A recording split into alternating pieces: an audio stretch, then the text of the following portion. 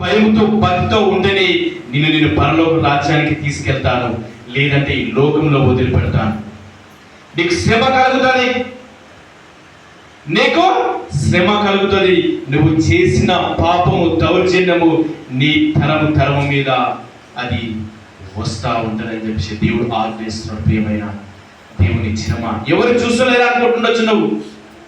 నేను ఈ వ్యసనము చేస్తున్నాను, ఈ చెడు కార్యము చేస్తున్నాను, ఎవరు చూస్తలేరు అనుకుంటుండొచ్చు.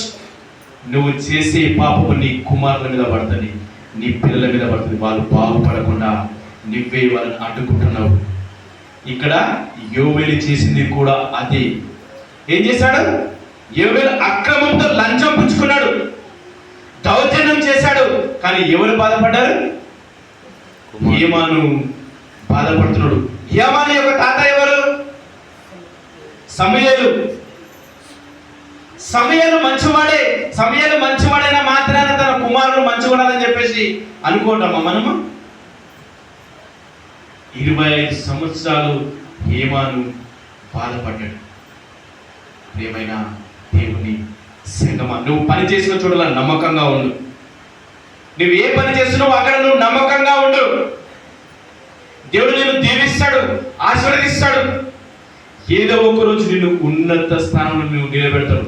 నువ్వు ప్రార్థన చేయి, ప్రార్థన చేసి యుద్ధ వీరుగా నువ్వు తయారైతు. ప్రియమైన దేవుని సంగమా, ఇగో వాళ్ళు తీర్మానం చేసుకున్నారు. ఒక ముగ్గురు తీర్మానం చేసుకున్నారు. ఎవరు తీర్మానం చేసుకున్నారు?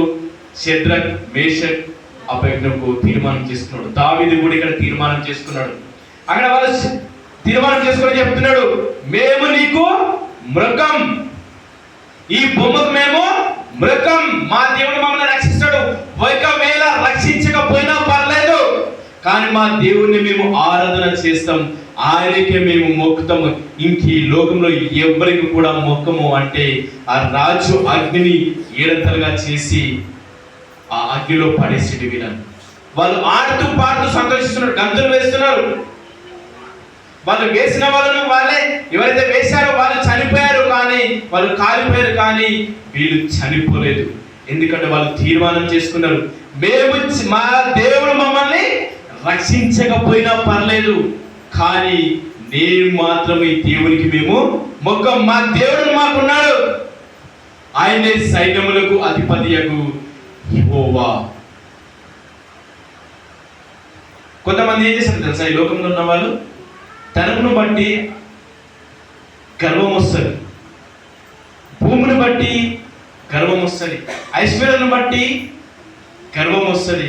కానీ మనమైతే మన దేవుని యందు అతిశయపడతాం. మన దేవుని యందు అతిశయపడతాం. ఎలాగో అంటే దేవుడు మనలో ఉన్నాడు, మనం ఆయన సొత్తు, మనల్ని వెనపెట్టి ఆయన మనల్ని కొన్నాడు. కాబట్టి మనం ఆయన యందు అతిశయపడవాలి. ఇంకా దేని నిమిత్తము అతిశయపడకూడదు, దేని నిమిత్తము మనము అతిశయపడకూడదు. దేవుని నామం బట్టి మనము సంతోషంతో గంతులు వేయాలి, ఉల్లాసంతో గంతులు వేయాలి. దేవుని మందిరానికి వస్తున్నావా? రా. ఎవరైనా వచ్చారా? చూడ, నువ్వు వచ్చి నీ పని ఏందో నువ్వు చేసుకొని వెళ్ళు. నువ్వు ఒక్కడ ఉన్నావా, 10 మంది ఉన్నావా, 100 మంది ఉన్నావా, నువ్వు పక్కకు చూడ, నీ పని నువ్వు చేసుకొని వెళ్ళు. యెహోవా దేవుడు అంటున్నాడు, గుర్తుపెట్టుకో.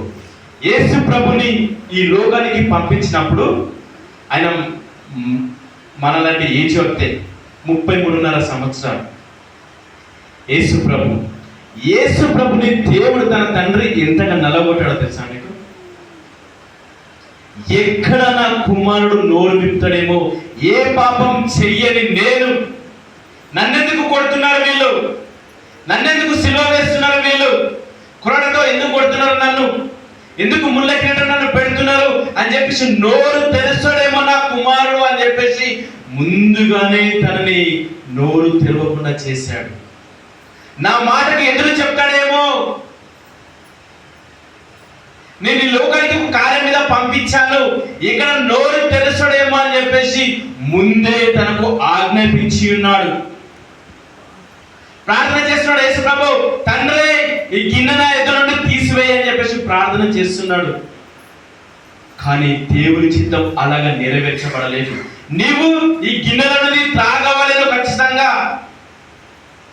ఇది సంపూర్ణమగునట్టు, నీ కడుపు ఫుల్గా నిండేటట్టుగా ఇది తాగవలెను నువ్వు అని చెప్పేసి ఆజ్ఞాపిస్తున్నాడు దేవుడు యేసు ప్రభువుకు.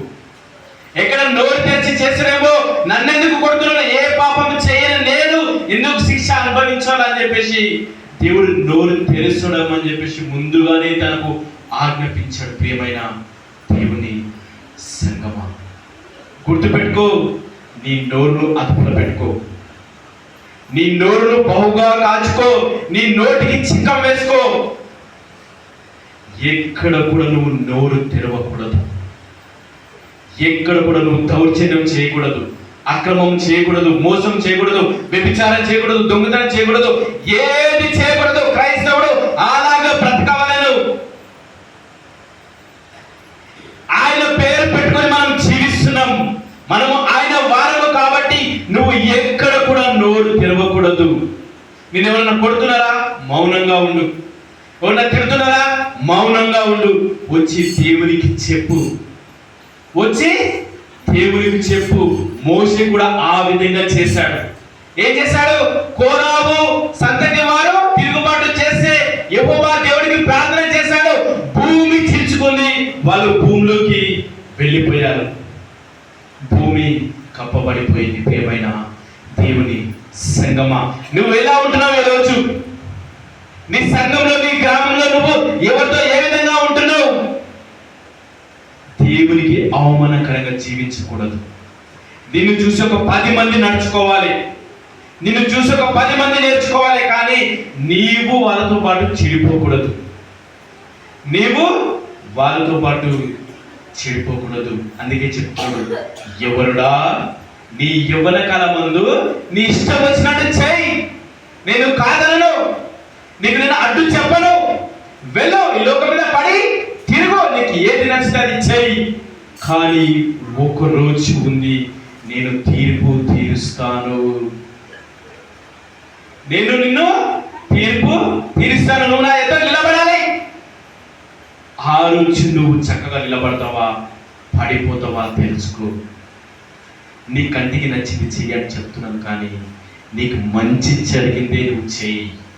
నీకు మంచిగా రేపు భవిష్యత్తు కోసం నువ్వు ఏది అనిపిస్తే నువ్వు బహుగా బ్రతకగలుగుతాను, మంచి పేరు సంపాదించను అనుకుంటాను, అది మాత్రమే చెయ్యి. చెడు మాత్రం ఏది కూడా చేయదు. అది నీ నుంచి దూరం చేసుకో, నీ నుంచి దూరము చేసుకో. దేవుని ప్రార్థన చేయి, దేవా ఇది ఉంది నాలో నుంచి తీసివేయి, పనికిరానిది ప్రతి ఒక్కటి నాలో నుంచి నువ్వు తీసివేయి. నేను నీ బిడ్డగా ఉండాలనుకుంటున్నాను, నేను ఇది ఒకటి చేయాలనుకుంటున్నాను, అది జరిగించు. ఒక కలెక్టర్ ఉద్యోగం చేయాలనుకుంటున్నాను, అది నెరవేర్చు. ప్రార్థన చేయి. నేను మంచి గవర్నమెంట్ జాబ్ సంపాదించాలనుకుంటున్నాను, అది నెరవేర్చు. ప్రార్థన చేయి. లేదు, నేను 10 మందిని చంపుతాను, నేను నీ యొద్ద ఉండను, నేను కాళ్ళ ఎగరేస్తాను, ఎగరెగిరి పడతాను అంటే కుదరదు.